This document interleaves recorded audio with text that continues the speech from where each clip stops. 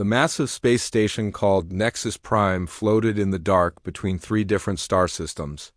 Its metal surface gleamed under the light of distant suns as ships from dozens of worlds docked at its many ports. Today was an important day, because the Galactic Council was meeting to discuss new laws and settle disputes between the member species. Inside the Great Assembly Hall, hundreds of beings from across the galaxy sat in their assigned seats. The room was huge with curved walls that rose high above everyone's heads. Each species had their own section with special chairs and breathing equipment suited to their needs.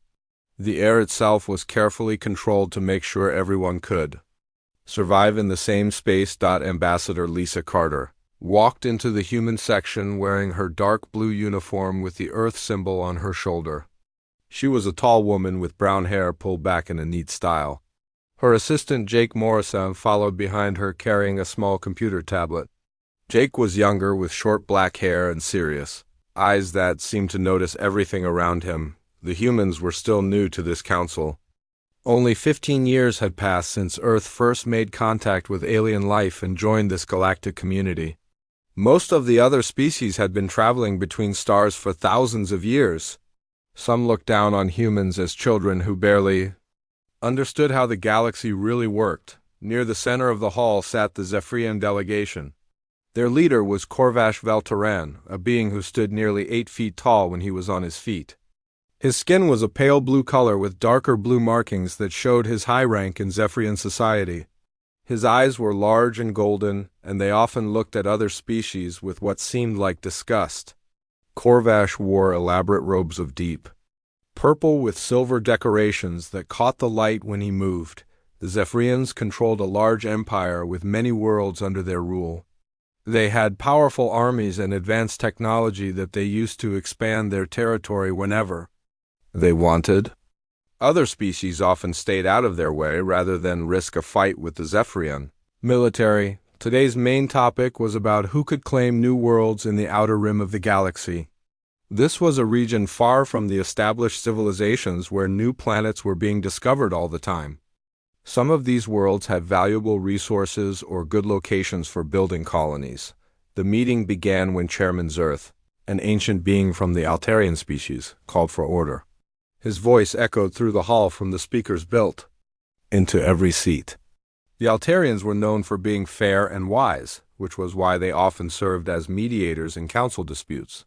The first speaker was Minister Caven from the trade-focused Meridian Consortium. He talked about the need for peaceful exploration and shared mining rights. His species looked somewhat like humans, but with longer arms and pale green skin. They preferred making money through business deals rather than fighting wars. After Minister Caven finished, several other delegates spoke about their views on expansion policy. The scientific Vorthan Collective wanted to preserve any worlds that might have unique life forms. The militaristic Corvan Republic argued that stronger species should have first rights to claim new territory when it was time for the human delegation to speak. Ambassador Carter stood up and walked to the speaking platform in the center of the hall. Her voice was calm and clear as she addressed the assembly. Fellow council members, she began, humanity believes that expansion into the outer rim should follow principles of cooperation and mutual benefit. We propose that any new worlds be developed through joint ventures between multiple species. This would prevent conflicts and ensure that everyone benefits from new discoveries. She continued by explaining a detailed plan for shared colonies where different species could work together. The human proposal included rules for environmental protection and fair distribution of any resources that were found. Many delegates nodded in agreement with the human ideas. The Altarians seemed particularly interested in the cooperation aspects. Even some of the more aggressive species appeared to be considering the benefits of working together instead of fighting over territory. But Corvash Velteran was not pleased with what he was hearing. His golden eyes narrowed as he listened to the human ambassador. The Zephyrians had already made plans to claim several worlds in the outer rim for themselves. They did not want to share with anyone, especially not with a species as young and inexperienced as the humans. When Ambassador Carter finished speaking and returned to her seat, Corvash stood up abruptly. His massive frame towered over the other delegates as he demanded permission to respond. Chairman Zerth granted him the floor. Though he looked concerned about the Zephyrians' obvious anger, Corvash strode to the speaking platform with heavy steps that echoed through the quiet hall. When he spoke, his voice was deep and filled with barely controlled rage. "The humans speak of cooperation and sharing," he said with a sneer, "but they forget their place in this galaxy. They have been among us for barely a moment in galactic time. Their primitive worlds have contributed nothing of value to our civilization." The hall grew even quieter as delegates realized that Corvash was about to say something dangerous. Ambassador Carter remained calm in her seat, but Jake Morrison's hand moved closer to his communication device. "The Zephyrian Empire has earned its position through strength and conquest," Corvash continued. "We have fought and died to build our civilization while humans were still learning to make fire on their single world. Now they dare to tell us how we should expand our territory." His voice grew louder and more threatening with each word. "Perhaps these upstart humans need to be reminded of their proper place. Perhaps a demonstration of true power would teach them why younger species should defer to their betters." The tension in the hall was now so thick that some delegates were shifting nervously in their seats. This kind of direct threat was unusual even in heated council debates, but Corvash was not finished, his golden eyes fixed on Ambassador Carter. As he delivered his final words, "The Zephyrian fleet could reduce their pathetic worlds to ash within a single rotation of this station. Maybe then they would understand the wisdom of staying quiet when their superiors are speaking." Complete silence filled the great hall. Every being present understood that they had just witnessed something that went far beyond normal political disagreement. Corvash had just threatened military action against a fellow council member in front of the entire assembly. Chairman Zerth looked shocked and began to call for order, but Ambassador Carter stood up before he could speak. Her voice was steady and showed no fear as she responded to the threat.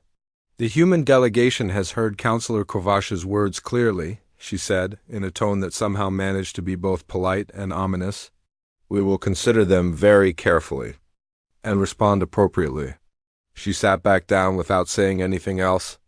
Jake Morrison was already typing rapidly on his tablet, sending an urgent message back to Earth. The threat had been broadcast live to all member worlds as was standard for council sessions.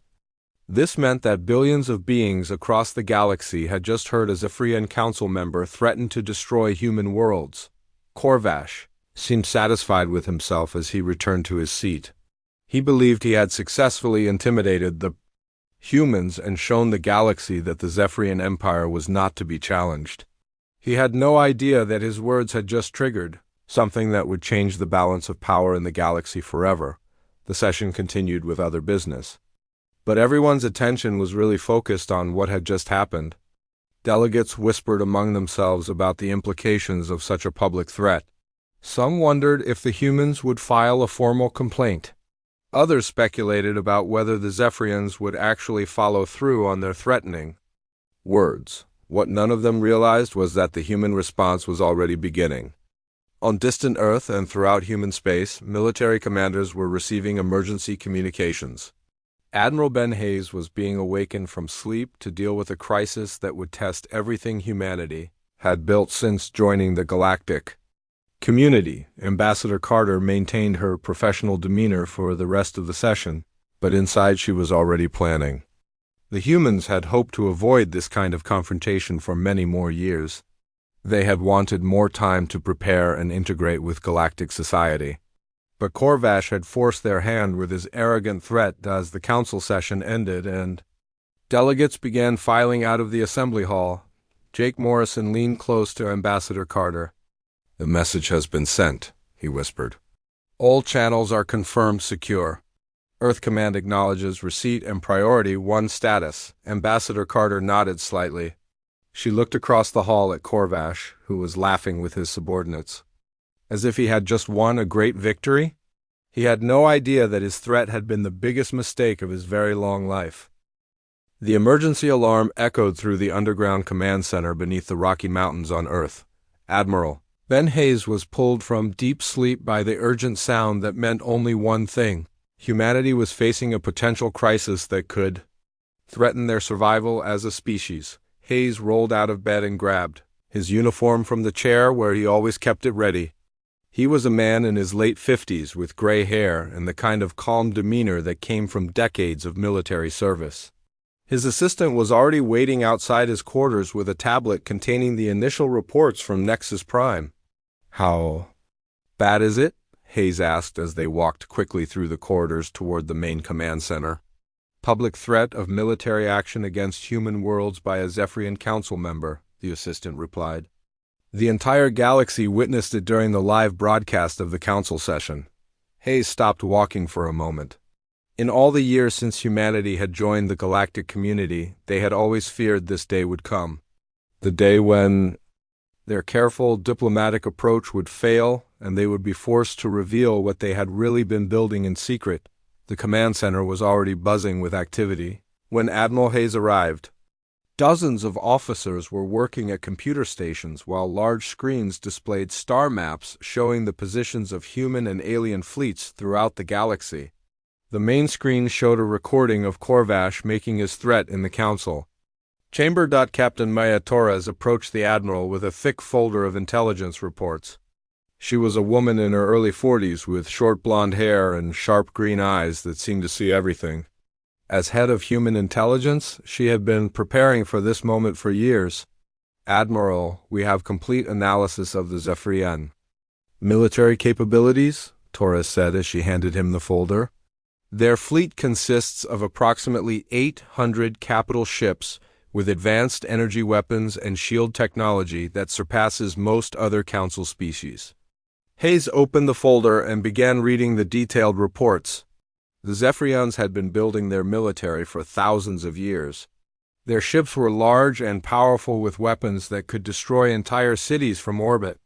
Their shields could deflect most known forms of attack, and their armies had conquered dozens of worlds throughout their long history.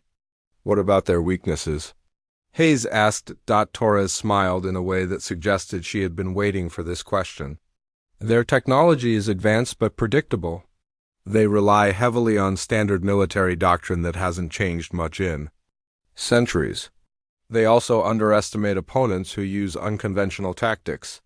General Alex Rodriguez joined them at the main command table. He was a tall man with dark hair and the confident bearing of someone who had never lost a battle.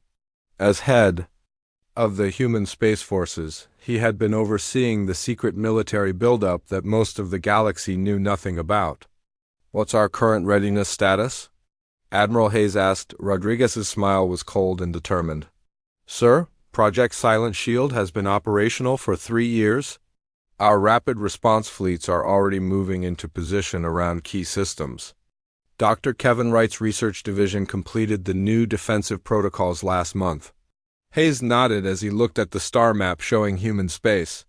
What most aliens saw was a small collection of colonies with basic defenses. What they couldn't see were the hidden installations, advanced shipyards, and secret military bases that humanity had been building since they first learned about the dangerous nature of galactic politics. Dr. Wright approached the group carrying a tablet, displaying technical specifications. He was a thin man with messy brown hair and the excited look of someone who loves solving impossible problems. His research teams had been working day and night to develop technologies that could level the playing field against more advanced alien civilizations. "Admiral, our new defensive systems are ready for deployment," Wright said with barely contained enthusiasm. "The energy absorption matrices can handle anything the Zephyrians might throw at us. And our new offensive capabilities are something they've never encountered before." The truth was that humanity had been preparing for exactly this situation since they first joined the Galactic Council. While other species saw humans as peaceful newcomers focused on trade and diplomacy, human leaders had been quietly building the most advanced military force in the galaxy. Human industrial capacity had grown at a rate that shocked even their own planners. Competitive capitalism and constant innovation had driven technological development far beyond what most alien species considered possible. While the Zephyrians had relied on the same basic technologies for centuries, humans had been revolutionizing everything from weapons design to defensive systems. Captain Torres pulled up detailed intelligence reports on her tablet. Sir, we've been monitoring Zephyrian communications for years. Their military leaders are overconfident and have made several assumptions about human capabilities that are completely wrong. She showed Hayes intercepted messages between Zephyrian commanders discussing their plans for intimidating humanity. The aliens believed that a show of force would be enough to make humans back down from any territorial disputes. They had no idea that humanity had been expecting this confrontation and preparing accordingly.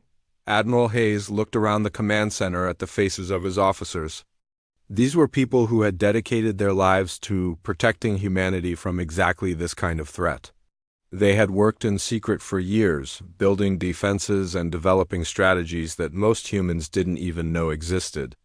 Activate Protocol 7, Hayes ordered. Send word to all fleet commanders that we are now at defense condition. 2. I want every hidden installation brought online and all stealth units moved to operational positions. Throughout human space, the order triggered a massive but invisible mobilization. Space stations that had appeared to be simple mining platforms suddenly revealed themselves as heavily armed defensive installations. Merchant ships dropped their disguises to show they were actually fast attack vessels. Hidden shipyards that had been building warships in secret began launching their completed vessels on the colony world of New Austin. Colonel Ryan Foster received the alert in his underground command center. The planet appeared to be a peaceful farming world with minimal defenses. In reality, it was one of the most heavily defended locations in human space, with experimental weapon systems that could destroy entire fleets. Foster was a veteran of Earth's last major war who had volunteered to command the outer colonies, specifically because he knew they would be the first targets if humanity ever faced invasion. He had spent years turning New Austin into a fortress that looked like a farm. All stations, this is Control, Foster announced to his hidden defensive network. Bring all systems to standby mode. If the Zephyrians want to test us, we'll give them a lesson they won't forget. Meanwhile, Ambassador Carter was making her own preparations. Back on Nexus Prime, she had requested private meetings with several other council members who might be willing to stand with humanity if conflict broke out. The Altarians were known for their fairness and might oppose Zephyrian aggression. The Corvans respected military strength and might be impressed if humanity showed they could defend themselves. Carter met with Zenka, the chief Altarian delegate, in a secure conference room away from the main assembly areas. Zenka was an ancient being whose species had been promoting peace and cooperation for thousands of years. His large eyes showed concern about the threat that Corvash had made. Ambassador Carter, Zenka said in his soft voice, the Altarian Council is deeply troubled by Councillor Corvash's words today. Such threats violate the basic principles that hold our alliance together. Carter nodded carefully. The human government appreciates Altarian concern. We hope that wiser voices will prevail and prevent any unnecessary conflict. What she didn't tell Zenka was that human intelligence had been monitoring all council communications for years. They knew which species might support them and which ones would likely stay neutral if fighting broke out. They also knew things about various alien governments that those governments thought were secret, back on Earth. Admiral Hayes was reviewing the latest reports from human agents throughout the galaxy. The network of spies and informants that humanity had built was far more extensive than anyone suspected. Humans had a natural talent for blending in and gathering information that had served them well in the dangerous world of galactic politics. Sir, Captain Torres reported, we're receiving confirmation that Zephyrian fleet movements have increased near their border systems. It appears they may be preparing to follow through on Corvash's threat. Hayes studied the tactical displays, showing Zephyrian ship positions. The aliens were moving their forces exactly as human war planners had predicted they would. Years of studying alien military doctrine were about to pay off in ways the Zephyrians could never imagine. General Rodriguez, Hayes said, begin Phase 2 deployment. I want our new ships in position before the Zephyrians realize what they're really facing. Throughout human space, warships that had been built in complete secrecy began moving toward strategic positions. These vessels incorporated technologies that other species considered theoretical impossibilities. Human engineers had solved problems that alien scientists had been working. The news of Corvash's threat spread across the galaxy faster than anyone expected. Within hours of the council session ending, every major government and intelligence agency was analyzing what had happened and trying to understand what it might mean for the future of galactic peace on the Altarian homeworld of Altara. The Council of Minds gathered in their crystal chamber to discuss the implications. The Altarians were known throughout the galaxy for having the most advanced sensor technology, capable of detecting energy signatures from incredible distances. What their sensors had been showing them about human space over the past few months was deeply troubling. Elder Zenka stood before the assembled council members, his ancient face showing concern as he shared the latest intelligence reports. The room was filled with soft blue light that helped the Altarians think more clearly during important discussions. Fellow elders, Zenka began, our deep space monitoring stations have detected massive energy signatures coming from previously unknown installations throughout human territory. The power levels we are measuring exceed anything we believe the humans were capable of producing. The other council members shifted uneasily in their crystalline seats. The Altarians had always prided themselves on knowing what was happening throughout the galaxy. The idea that a species as young as humanity could hide major military developments from their sensors was disturbing. Elder Marana, who was responsible for interspecies relations, raised her hand to speak. Are we certain these readings are accurate? Human industrial capacity has always been impressive, but these numbers suggest capabilities that rival our own. Zenka activated a holographic display that showed energy patterns detected throughout human space. The readings showed industrial activity on a scale that seemed impossible for a species that had only been spacefaring for a few centuries. The data has been verified multiple times, he confirmed. Whatever the humans have been building, they have been doing it in complete secrecy and on a massive scale. Meanwhile, on the warrior world of Corva Prime, General Vex was receiving similar reports from his intelligence officers. The Corvans were respected throughout the galaxy for their military expertise and their ability to analyze the fighting capabilities of other species. What they were learning about human military doctrine was making even these experienced warriors nervous. General Vex was a massive being even by Corvan standards, with thick gray skin and the kind of scars that came from a lifetime of combat. He stood in his war room surrounded by tactical displays and communication equipment that kept him connected to Corvan forces throughout the galaxy. Commander Vex, he called to his intelligence chief, show me the analysis of human fleet movements. Over the past week, Commander Vex activated the main display screen, which showed a three-dimensional map of known space. Colored dots indicated the positions and movements of various military fleets, with human forces shown in blue. Sir, the humans have been moving ships into positions that make no sense for a peaceful species, Commander Vex reported. Their formation suggests they are preparing for large-scale military operations, but their movements are so subtle that most species would never notice them. General Vex studied the display with the eye of someone who had spent decades planning military campaigns. What he saw impressed and worried him at the same time. The human movements showed a level of strategic thinking that matched the best Corvan generals. Their tactical deployment is flawless, Vex admitted grudgingly. Whoever is commanding their forces understands military strategy better than most species we have encountered. Far across the galaxy on Zephyros Prime, a very different conversation was taking place. Military Commander Jorik Velterin sat in his office reading intelligence reports that his spy networks had gathered about human military capabilities. As Kovash's younger brother, he was one of the few people who could challenge the council members' decisions without facing immediate punishment. Jorak was different from his older brother in many ways. Where Corvash was arrogant and quick to anger, Jorik was careful and thoughtful. He had earned his position through competence rather than political connections, and he understood the importance of accurate intelligence when making military decisions. The reports on his desk painted a picture that made him increasingly uncomfortable. Human industrial output had been growing at rates that seemed impossible. Their shipping patterns suggested they were moving large amounts of military equipment to locations that intelligence had identified as civilian colonies.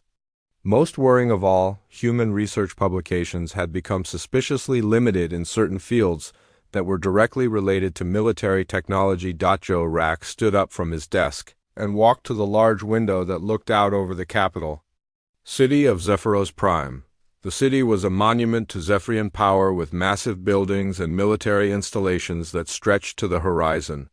For thousands of years, this had been the center of an empire that no one dared to challenge, but the intelligence report suggested that everything might be about to change.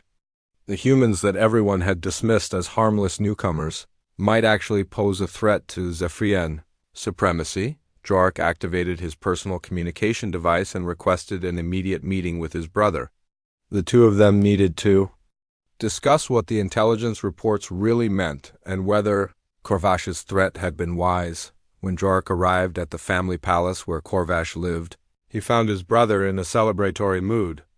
Corvash was entertaining other council members and military officers, all of whom were praising him for putting the humans in their place. "Brother," Corvash called out when he saw Jorik enter the room, "come join us. We are discussing how to properly discipline the human upstarts when they inevitably fail to apologize for their insolence." Jorik waited until the other guests had left before confronting his brother about the intelligence reports. He spread the documents across Corvash's ornate desk and pointed to the most concerning findings.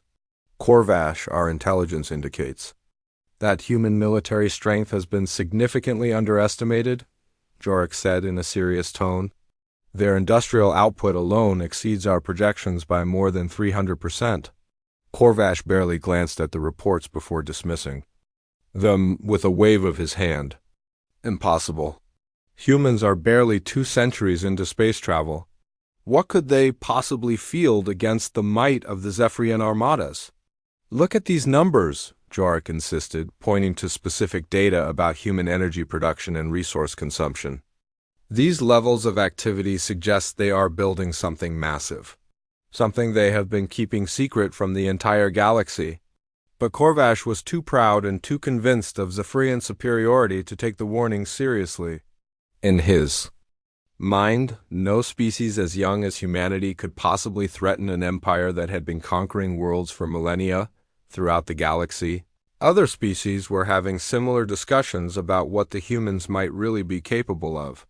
The trade-focused Meridian Consortium had noticed unusual patterns in human commercial shipping. Ships that were supposed to be carrying agricultural products were showing mass readings that suggested much denser cargo. Minister Kavan of the Meridian Consortium called an emergency meeting of his economic analysis team. These beings were experts at tracking resource flows and industrial activity throughout the galaxy, and they had been monitoring human trade patterns since the species first joined the galactic community. "The humans have been purchasing raw materials at rates that far exceed what their known industries should require," reported Chief Analyst Vorn. "Either they are stockpiling resources for unknown purposes, or they have industrial facilities that we know nothing about." The Vorthan Collective, known for their scientific expertise, had noticed that human research publications had become increasingly vague in certain areas. Dr. Vorth, their chief xenotechnology specialist, had been trying to understand human technological development for years. Human scientists have stopped publishing detailed research in several fields that are directly related to military applications, Dr. Vorth told the collective's leadership council. "This suggests they have made breakthroughs that they do not want other species to know about." On a joint research station near the galactic core, Dr. Sarah Mitchell found herself being questioned by curious alien colleagues about human military doctrine and capabilities. Sarah was a xenobiologist who had been working with various alien species to study life forms throughout the galaxy. Her alien colleagues had always been friendly and interested in learning about human culture and science. But now their questions had a different tone, as if they were trying to understand something that worried them. "Dr. Mitchell," asked Dr. Keth, a Vorthan scientist, "human military theory seems to emphasize adaptability and unconventional tactics. Is this because your species lacks the resources for traditional military approaches?" Sarah chose her words carefully. She knew that anything she said would likely be reported back to the various alien governments that her colleagues represented. "Humans have always believed that creativity and flexibility are more important than raw power," she replied diplomatically. "We prefer to find clever solutions to problems rather than simply overwhelming them with force." What she didn't tell Dr. Keth was that human military doctrine. 3 weeks had passed since Corvash made his threat in the Galactic Council chamber. During this time, he had grown increasingly frustrated by the lack of response from humanity. He had expected them to send desperate messages begging for mercy, or at least formal complaints through diplomatic channels. Instead, there had been nothing but silence from human space. This silence made Corvash even angrier. In his mind, the humans were showing disrespect by ignoring his warning.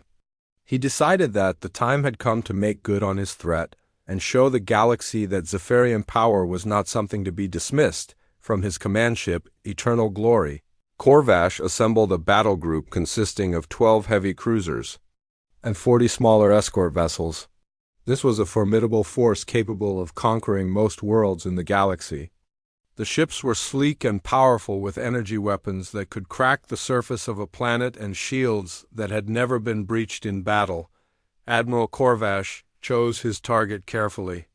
The human colony world of New Austin was located in the outer edge of human space, far from Earth and the more heavily populated human worlds.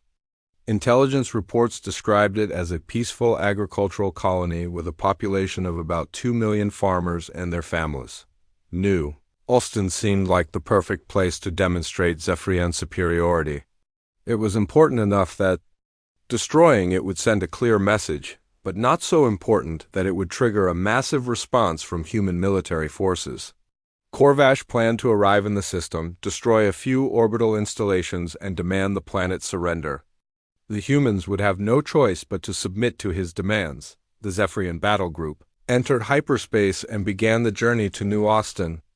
Corvash stood on the bridge of his flagship, already imagining the victory celebration that would follow his successful intimidation of humanity. He had no idea that human sensors had detected his fleet the moment it began moving toward human territory. On New Austin, Colonel Ryan Foster received the alert in his underground command center, hidden beneath what appeared to be a grain processing facility. The facility was real and actually did process grain from the surrounding farms, but it also concealed one of the most advanced military command centers in human space. Foster was a veteran of Earth's last major planetary war before humanity reached the stars. He had volunteered for this assignment specifically because he knew that outer colony worlds would be the first targets if humanity ever faced invasion. He had spent the past 5 years turning New Austin into something that looked like a farm, but fought like a fortress. "Sir," reported Lieutenant Susan Davis from her sensor station, "we have confirmation of incoming Zephyrian fleet. 12 capital ships plus escorts on direct approach vector. Estimated arrival in 6 hours. Foster looked at the tactical display showing the approaching enemy force. It was exactly the kind of attack that human military planners had been preparing for since joining the galactic community. "All stations, this is Control," Foster announced over the secure communication network that connected his hidden installations across the planet.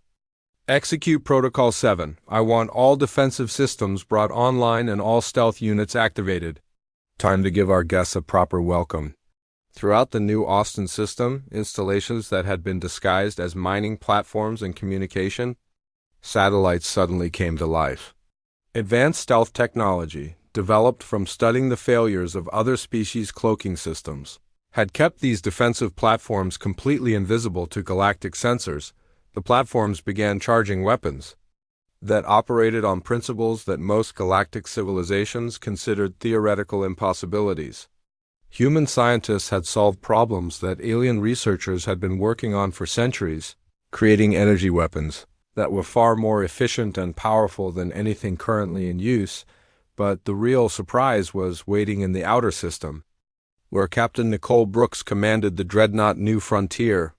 The massive ship had been hiding behind a small moon, using advanced stealth systems that made it invisible to even the most sophisticated sensors. Captain Brooks was a woman who had earned her position through brilliant tactical thinking and absolute fearlessness in combat situations. She had been waiting for 3 weeks for the Zephyrians to make their move, and she was ready to show them what human engineering could really accomplish. The New Frontier was larger than any ship in the approaching Zephyrian fleet. More importantly, it incorporated technologies that represented the best of human innovation and creativity. While other species had focused on refining existing technologies, humans had approached military engineering from completely new directions. When the Zephyrian battle group dropped out of hyperspace at the edge of the New Austin system, Admiral Corvash expected to find a lightly defended agricultural world with perhaps a few patrol ships and basic orbital defenses. Instead, his sensors immediately detected energy signatures that made no sense. "Admiral," reported his sensor officer with confusion in his voice, "we are detecting massive energy readings throughout the system. The power levels suggest the presence of major military installations, but our intelligence indicated this was a farming colony." Corvash stared at the sensor displays in disbelief. The readings showed defensive installations that rivaled anything in Zephyrian space. This was supposed to be a simple demonstration of power against helpless colonists. "Impossible," Corvash declared. "Our intelligence is accurate. These must be sensor ghosts or some kind of interference. Proceed with the attack plan."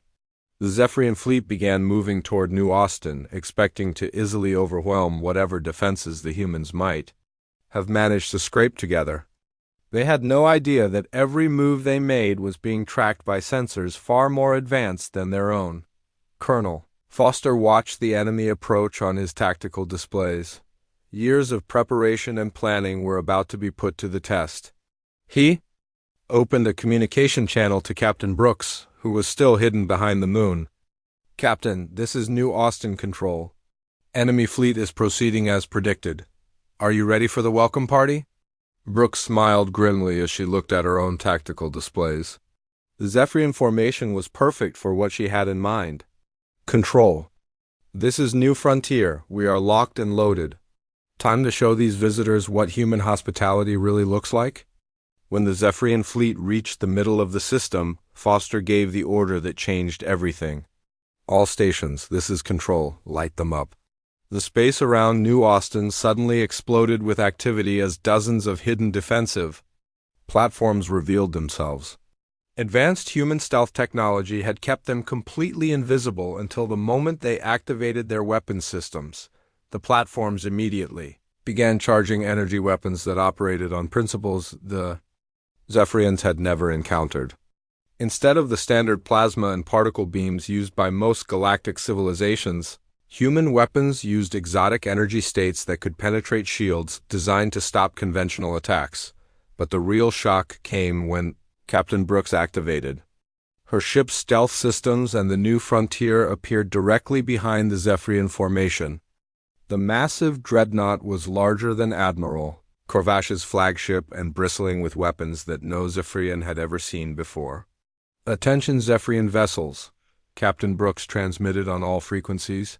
"You are in violation of Galactic Council Decree 847 regarding unprovoked military action against member worlds. You have 30 seconds to withdraw from this system or face the consequences of your actions." Admiral Corvash was stunned by the sudden appearance of the human dreadnought.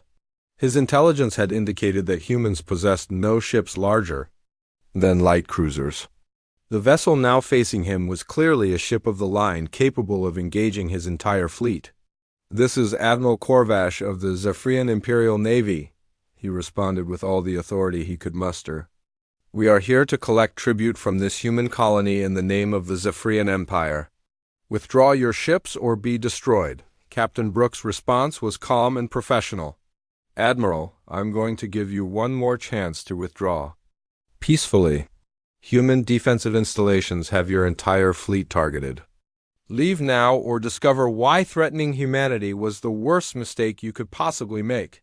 Corvash was furious at being challenged by what he still believed was an inferior species. His pride would not allow him to retreat in the face of human threats, no matter how impressive their ships might appear. All ships, attack formation, Corvash ordered. Destroy the human vessel and proceed with planetary bombardment. The Zephyrian fleet began charging their weapons and moving into attack positions. They had no idea that they were about to face military technology that was decades ahead of anything they possessed. Captain Brooks watched the enemy preparations with the calm confidence of someone who knew exactly how this battle was going to end. All stations, weapons free, she ordered. Let's give them a demonstration they will never forget. What happened next lasted exactly 4 minutes and 17 seconds. Human weapons, developed in secret using principles that other species considered impossible, tore through Zephyrian shields like they were made of paper.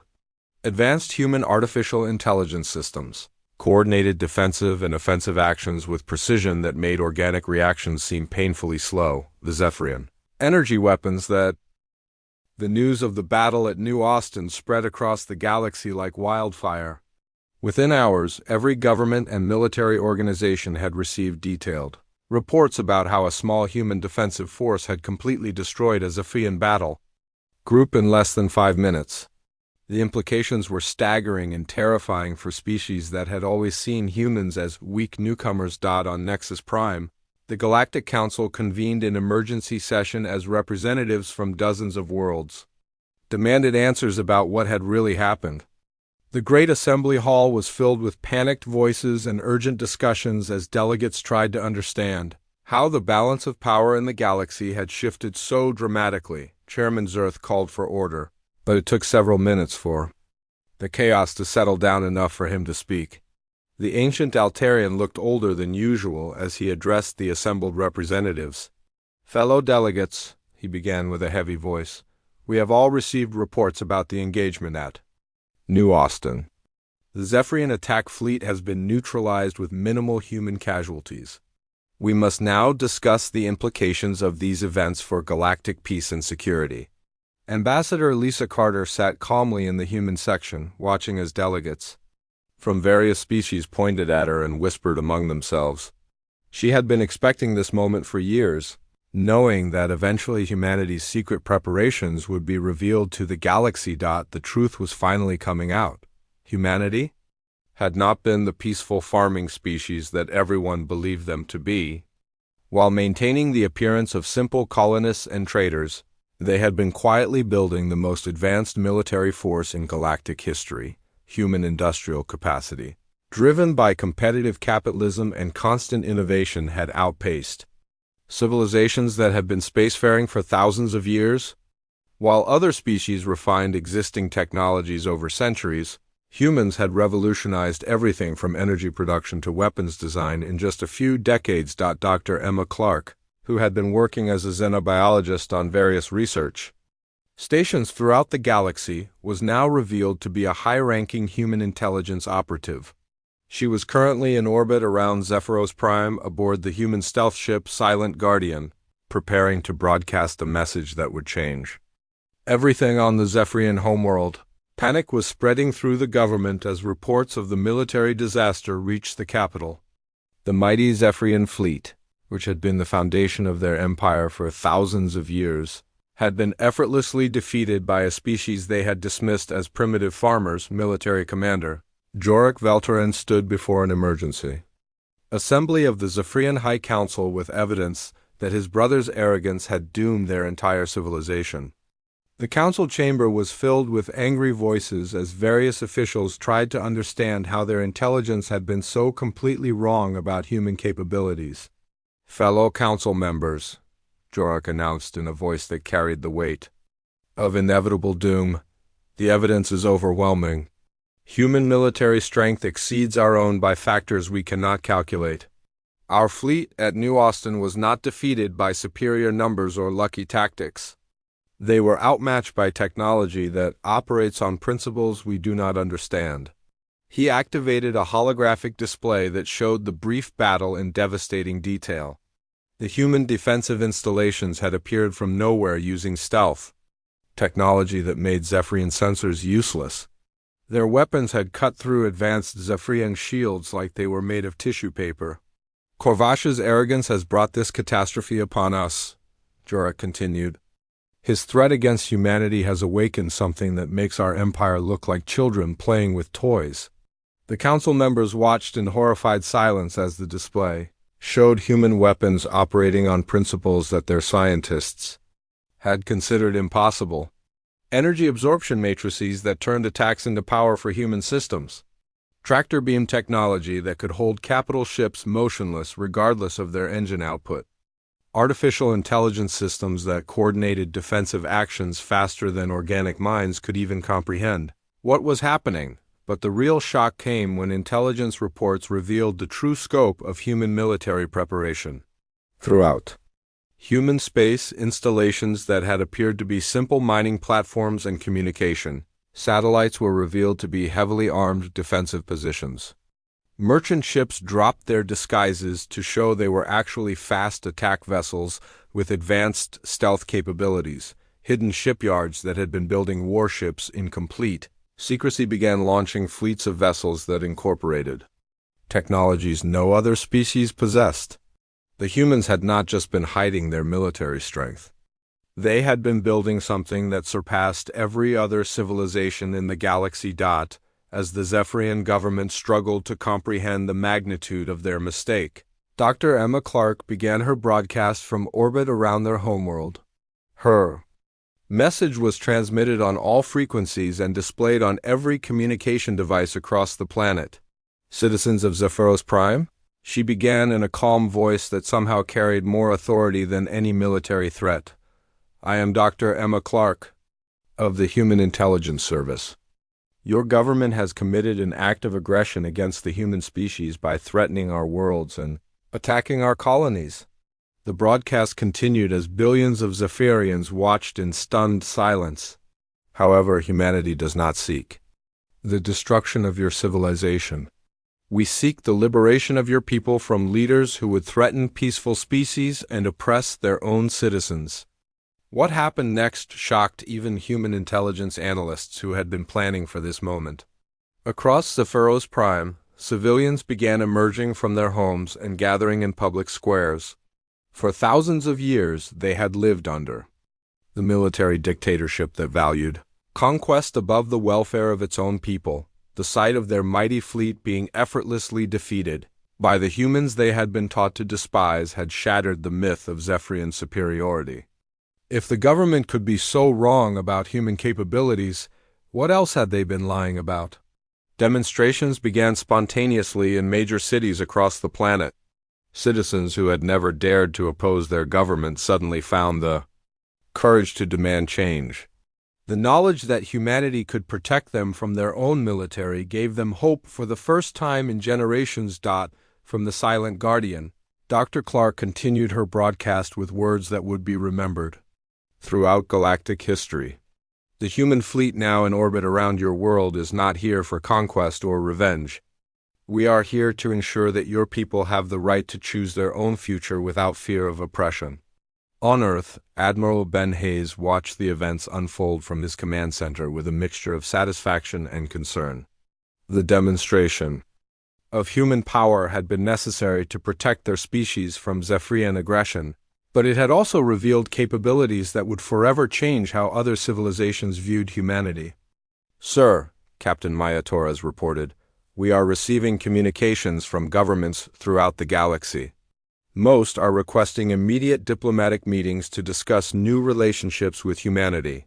Hayes nodded grimly. The secret was out, and there was no going back. Humanity would now have to deal with being seen as the most powerful military force in the galaxy, rather than the peaceful farmers they had pretended to be. Back on Zephyros Prime, the popular uprising was gaining momentum as more citizens joined the demonstrations demanding democratic reforms. The military forces that would normally suppress such gatherings were paralyzed by the knowledge that human ships could destroy them if they acted against civilians. Corvash, who had been returned to the Homeworld as a prisoner, found himself facing charges not just from the Galactic Council but from his own people. The threat he had made in arrogance had triggered events that led to the collapse of the government he had served. His brother Jorak emerged as a leader of the democratic movement, working with human representatives to establish a new government based on principles of freedom and cooperation rather than military conquest. The transformation of Zephyrian society became a model for other worlds throughout the galaxy.